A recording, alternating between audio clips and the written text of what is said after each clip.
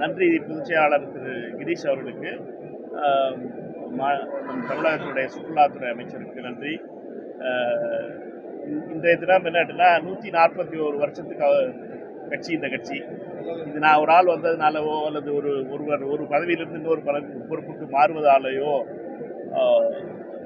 இதெல்லாம் சாதாரணமாக எங்களுடைய இயக்கத்தில் நடக்கிறது. ஆனால் என்னை பொறுத்த மட்டும் இது பதவியேற்பு விழா கிடையாது, இது ஒரு பொறுப்பேற்கின்ற விழா.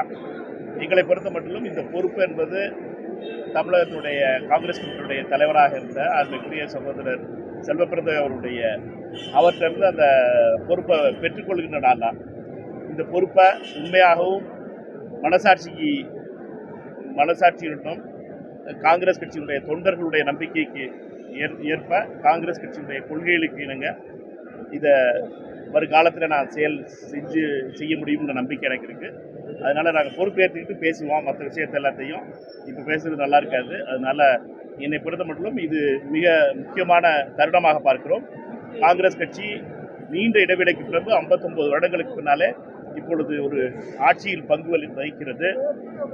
எங்களுடைய பங்கு என்பது தமிழக அரசில் 59 வருஷத்துக்கு அப்புறம் வந்திருக்கு. அதுவே ஒரு பெரிய பெருமை எங்களுக்கு. அந்த பெருமையை பெற்றுத்தந்த அருமைக்குரிய சகோதரர் கிரீஷ் அவர்களுக்கு தமிழ்நாடு காங்கிரஸ் கமிட்டியினுடைய தொண்டர்களுடன் சார்பாக நன்றியை தெரிவித்துக் கொள்கிறேன். ஏனென்றால் அகில இந்திய காங்கிரஸ் கமிட்டியினுடைய பொறுப்பாளராக இருப்பவர் மிஸ்டு ஆப்பர்ச்சுனிட்டிஸ் அரசியலில் பல வகையில் காங்கிரஸ் கட்சி பல மிஸ்டு ஆப்பர்ச்சுனிட்டியை பார்த்துருச்சு. ஆனால் இந்த தடவை 2026 தேர்தலில் அந்த மிஸ்டு ஆப்பர்ச்சுனிட்டிங்கிறது நடக்காமல் அதை காங்கிரஸுக்கு ஒரு வாய்ப்பாக பயன்படுத்தி காங்கிரஸுடைய 2 மிக முக்கியமான தோழர்களை அமைச்சர்களாக ஆக்கி அந்த பெருமை அகில இந்திய காங்கிரஸ் கமிட்டியுடைய பொறுப்பாளருக்கு சாரும். அவர் இப்போ கோவாவினுடைய மாநில தலைவராக நியமிக்கப்பட்டிருக்கிறார். அவர் கோவாவில் காங்கிரஸ் கட்சியை வெற்றி பெற வைத்து கோவாவினுடைய மீண்டும் காங்கிரஸ் ஆட்சி வரும் அடுத்த ஆண்டில் அது மகிழ்ச்சியான செய்தியாக இருக்கும். இதே நேரத்தில் இங்கு இருக்கின்ற கூட்டணி அரசையும் 2029 தேர்தலுக்காக காங்கிரஸ் கட்சியினுடைய சார்பாக எங்களுடைய இயக்கத்தை பலப்படுத்துகின்ற பணிகளை செய்வோம். ரைட்டா? ரைட், மகிழ்ச்சி. Tamil Nadu Congress, for Tamil Nadu Congress, it's a new beginning. After the appointment of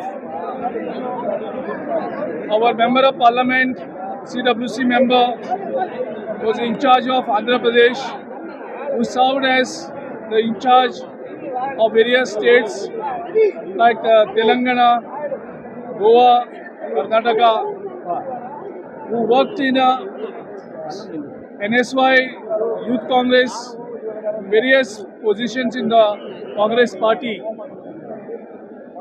Our leaders, Kharge ji, Rahul ji, and with the blessings of Sonia Gandhi ji, Manik Tagore ji has been appointed as the new PCC president. As you see, the entire cadre is charged. So we are going to start a new beginning for Tamil Nadu under his leadership with his vast organizational experience and political acumen. I am confident the Tamil Nadu Congress will revive itself, strengthening right from the grassroots level. Wherever our outgoing PCC President Selva Pandagai has worked, forming of the village committees, strengthening the booth committees, Manik Tagore ji will take over from that, and he'll make a new beginning. We welcome him now as he arrives, and now we proceed to the Congress House. So he will just brief you about these new responsibilities.